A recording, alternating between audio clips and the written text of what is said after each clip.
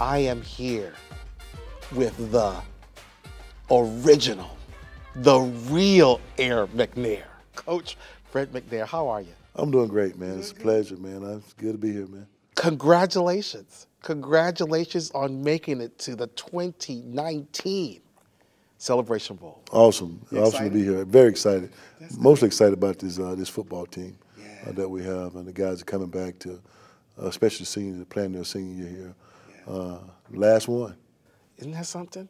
Last one, and truly the last HBCU game of the decade. That's some deep stuff. That's history, man. That's history. That's history. You know, now when I go back and tell the young men that they'll be a part of history. Yeah. On Saturday. On Saturday. It means something special to Yeah. them too, as well.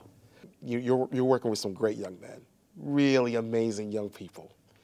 Yeah, I had a chance to talk to a few of them earlier, and I was like, man, these young cats, they all right. Yeah, they're very interesting now. You ought to see them throughout the course of the week. Oh, yeah? Yeah, they're very interesting. So it's a lot of fun. Get a chance to coach the young men and kind of mentor them a little bit and get them to understand the purpose, the challenge they're going to have after this is over with. Yeah, yeah. You know, football is going to last for so long, but the challenge they're going to have after that, you know, getting their degree, getting out into the real world I talk about, you know. Yeah. It's life after football, so got to prepare themselves for it.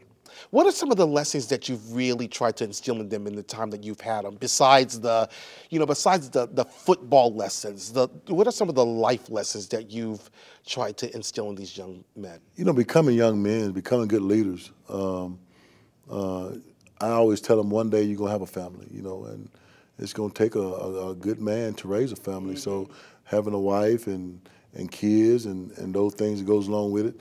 Now, how well can you adapt to that? Because adversity gonna hit at some point. So we always try to instill them about the tough time it's gonna have, and just being able to see them come up across campus and doing all the things they do to be able to graduate from the university. Talk a little bit about what has meant to have, you know, going through that HBCU journey and how that's had an impact on you.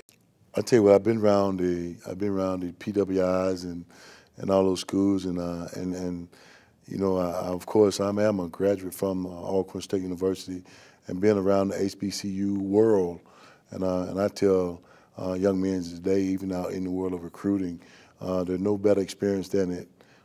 Being around the HBCU with the tailgating and the venue on campus and the football games and the bands and just the whole thing, man. I think that, you know, there's so much family tradition that goes around in HBCU football. You went to Alcorn State, and then just talk a little bit about, you know, what has led you up to this point where, you know, you're now, you know, coaching this great team. You know, the biggest thing is that when I was growing up, I always wanted to be a coach. And Really? I remember back in 1984, and I've just told this story about 20 minutes ago. And Mississippi Valley and Alcorn was playing at Veteran Memorial Stadium in Jackson. And I was in the stand amongst the 74,000 plus fans that was in there. And I told one of my friend guys that were with me, you know, I want to be one of those guys down there, man. He said, man, you're already a great football player. You're going to be I said, no, I want to be one of them coaches. And up until this day, I still tell people that how I got to become a head coach. Along the way, you know, I played football at Alcorn, receiver, quarterback, coached at Millsap College for 4 years, a Division III school. From there, I had a couple of interviews at Alcorn, and I wasn't accepted for the head coaching job, but it was good to be interviewed for that job. So 2007, 1 year, and 2009, I think the other year, that I had to interview for the head coaching job at Alcorn. But I went back to Mo High School, offensive coordinator for 2009 and 10. How about that? Won 2 state championships. Look at that. And then from there in 2011, I went to a local high school as the head coach at Collins High School. From there, 2012, I was named the quarterback coach at Alcorn State, assistant coach. And 2016, it came a blessing that, you know, I was named the head football coach at Alcorn State. How about that? And, you know, the rest is history, you know, and still here and loving it, enjoying time, man, enjoying doing the things I want to do is give back to the university.